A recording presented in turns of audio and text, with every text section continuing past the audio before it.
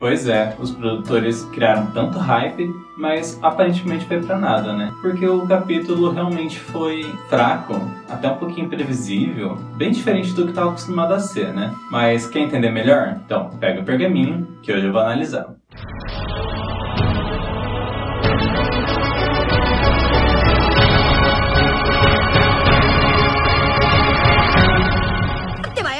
E aí, gente, como é que você está? Eu sou o Rafa, editor da Ike Naruto, e hoje eu vou analisar o capítulo 54 de Boruto. Para esse capítulo, os produtores criaram muito hype, que ia ser uma reviravolta e não sei o que, mas em parte sim, mas ao mesmo tempo já tinha muita coisa esperada, sabe? Não foi uma surpresa como eles estavam fazendo a cada capítulo, que cada vez tinha uma coisa mirabolante, nossa, então ficou um pouquinho fraco. Mas pelo menos vai me ajudar a atualizar o vídeo do Karma, né? E se você quiser ajudar o canal, deixa o like aí embaixo, que isso me ajuda a crescer muito no YouTube, isso me ajuda a criar cada vez mais conteúdo, né? E agora, sem mais enrolação, bora pro vídeo. Assim como em toda análise que a gente começa, a gente vai começar pela capa. A capa desse capítulo, ela tá muito bem desenhada, os traços são muito bem feitos, a qualidade da coloração tá incrível, mas uma coisa que eu fiquei um pouquinho com o pé atrás, essa questão das mudanças que eles fazem nas cores, não foi a pior mudança que eles fizeram, porque pra mim, até hoje, a pior foi aquela do Boruto com a jaqueta marrom, esquisitíssima, e ainda tem aquela deles com a roupa verde e tal, mas essa também não tá das melhores. Mas ainda assim, não tá tão ruim, né? E a gente pode confirmar que o Boruto é filho da Delta. Essa é minha mamãe.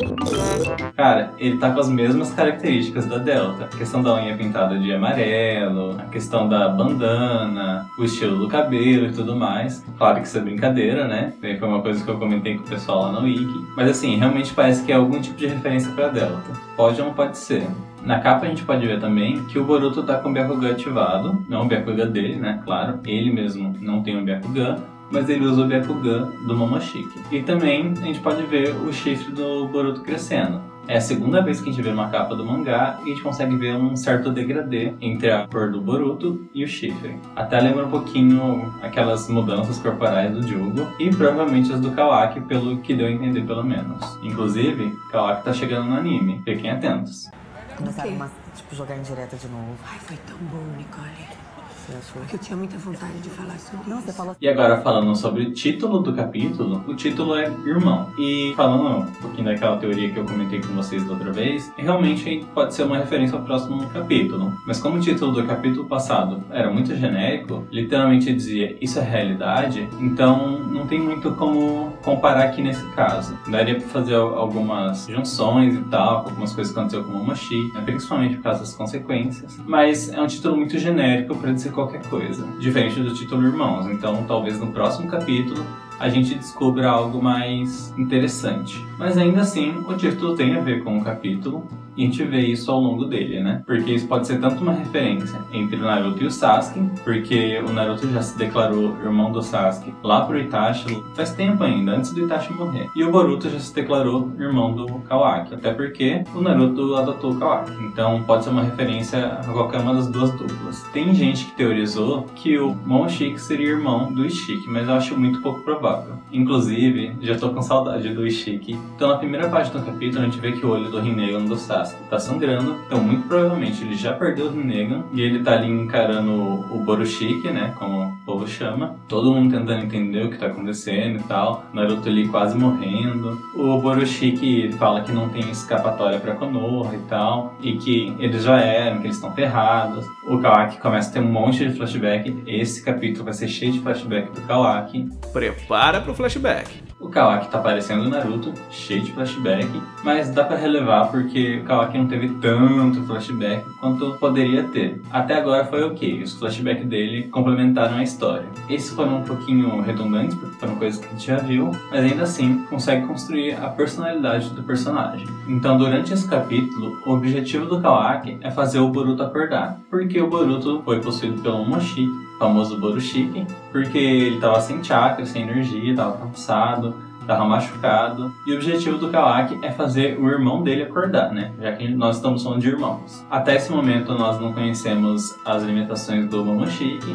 O Momoshiki comemora, sempre se achando por cima, né? Afinal, ele é um Otsutsuki. Como todo Otsutsuki, ele é presunçoso. Acho que a pessoa mais humilde entre os Otsutsuki era a Kaguya. Então o Kawaki fica muito bravo e ele parte pra cima do Borushiki. Ele manda ele calar a boca e tal. E usa as ferramentas ninja científicas dele, que vamos lembrar que aquelas construções que ele faz com a pele dele são frutos de uma ferramenta ninja científica. São nanorobôs. E ele faz aquelas alterações na pele dele pra se defender e tentar atacar o Borushiki. E as investidas falham. Logo em seguida, quando o Borushiki consegue escapar do ataque do Kawaki, ele pega a kunai. De novo, a kunai sendo muito útil. Pra vocês verem como essa questão da kunai, do shuriken que o povo traz, costuma ficar zoando e tal, porque nunca acerta, ele nunca mata, não sei o que. Ela pode ser muito útil. Basta o ninja conseguir usar. E basta o roteiro permitir também, né? E o Momoshiki mostra como a kunai pode ser muito útil durante uma batalha. Assim como o Sasuke já tinha mostrado durante a luta contra o Momoshiki. O Momoshiki só se vingou, né? E agora o Momoshiki usa a kunai de novo pra transformar o Kawaki em Kawaki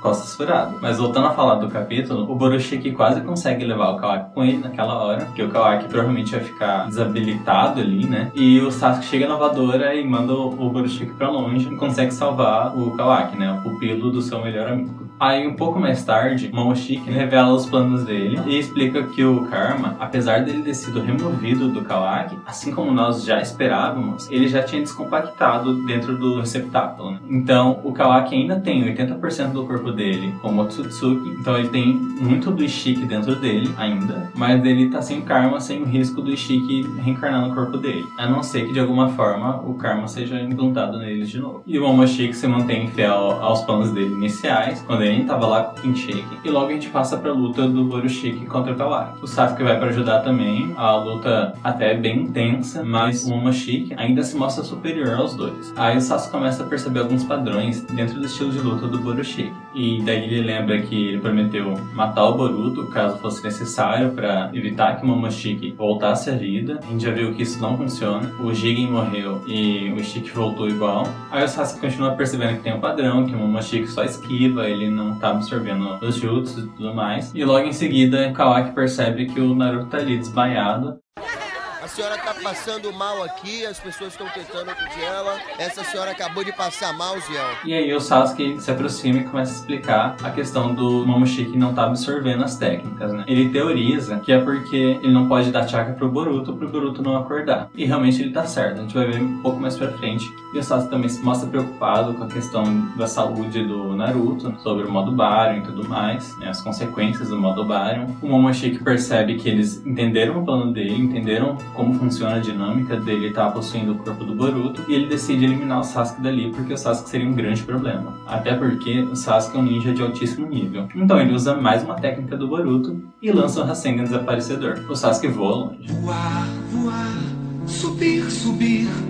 Então, só teria o Kawaki agora pra ele se preocupar. Ele ainda reclama que o Rasengan não foi mortal porque tinha pouco de chakra e tudo mais, mas foi efetivo pra pelo menos tirar o Sasuke de jogo naquele momento. Aí o Kawaki tem mais flashbacks, né? Tanto do vaso, que o vaso da Himalaya é o novo balanço, né? É ele que vai aparecer todas as vezes. Iruka, algo me diz que essa cena do balanço vai aparecer muito ainda. Realmente.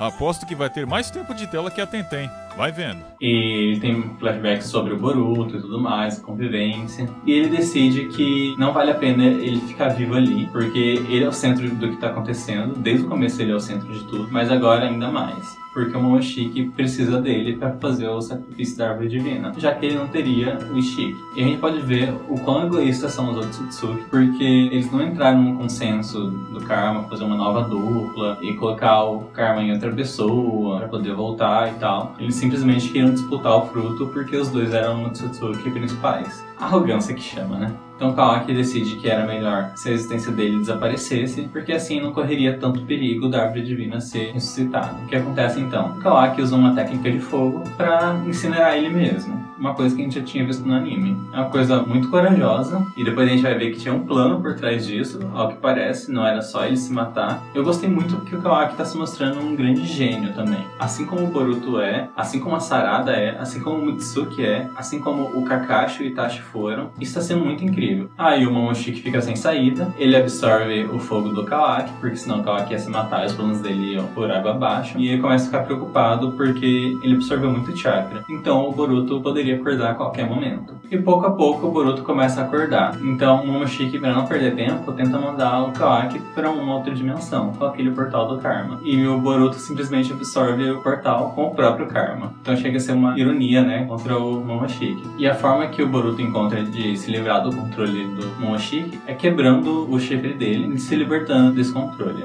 Eu achei que pudesse ser um pouquinho mais interessante a forma dele se libertar, mas até então foi ok. Foi uma simbologia, pelo menos. Aí logo depois o Boruto cai esgotado no chão, ao lado do Kawaki, que também tá esgotado ali, acabou de ser incinerado, né? Aí eles se conversam como irmãos, e o Sasuke olha também como um irmão pro Naruto lá desmaiado. E ele entende, né, que são as consequências do modo Battle, e ele fica ali preocupado. O capítulo termina assim. E assim, isso é realidade, poderia se encaixar em vários momentos diferentes dentro desse capítulo, falando do título, né? Mas irmão encaixa ainda melhor dentro desse capítulo, então, a não ser que alguma coisa seja muito mais conectada no próximo capítulo, eu acho que faz muito mais sentido falar que o título é desse capítulo mesmo. No geral do capítulo, o que acontece é que eles criaram muito hype pra acontecer pouca coisa. Uma coisa que eu não esperava, pelo menos, era que o Momoshiki quisesse oferecer o Kawaki como sacrifício. Eu achei que ele ia querer oferecer o Naruto. Isso pra mim faria mais sentido. Mas ainda faz sentido ele querer oferecer o Kawaki. Então era uma coisa que eu não tava esperando. Mas a questão do Kawaki ainda ter um pouco do poder do Totsuki, do que já foi descompactado, eu até comentei no vídeo sobre o Karma, então isso foi muito previsível. Eu gostei muito que o Sasuke finalmente acordou pra vida, tentou fazer alguma coisa, não ficou só apanhando, porque tava triste já pra ele. Eu acho até que bom que ele perdeu o Rinnegan, parece que isso ajudou ele de alguma forma. E eu duvido muito que o Naruto tenha morrido agora. Eu acho que ele ainda tá vivo, ele ainda vai ficar um tempo ali, vai ficar debilitado, assim como o Sasuke. Os dois perderam muita força, mas nenhum dos dois vai morrer, eu acho. Vamos esperar os próximos capítulos. Eu gostaria que um deles tivesse morrido agora. Isso forçaria o amadurecimento, tanto do Boruto quanto da Sarada, do Kawaki e outros personagens que são muito envolvidos com ele, com qualquer um dos dois, né? E isso abriria espaço para outros personagens que ainda nem apareceram no mangá, por exemplo. Kakashi ainda não apareceu no mangá. Seria um momento perfeito para ele se isso acontecesse, mas eu acho que isso não vai acontecer nesse momento. Talvez ele assuma as funções de Hokage, enquanto o Naruto tá inativo. Mas enfim, é isso. Digam o que vocês acharam do capítulo aí embaixo, contem suas teorias sobre os próximos capítulos, o que vocês acham que vai acontecer com o Naruto, o que vocês acham que o Sasuke vai fazer em relação ao Rinnegan. Apesar dele ter perdido um olho, ele não reclamou muito de dor, então ele parece muito tolerável à dor, talvez pelos traumas psicológicos que o Itachi fez ele passar. Foi pesado, né?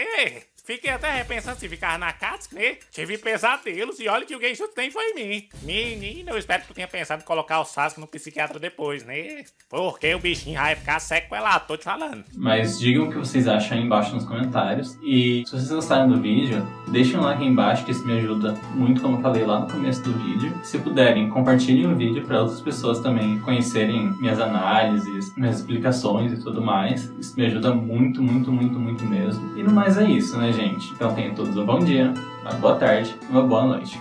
Fiquem com Kaguya.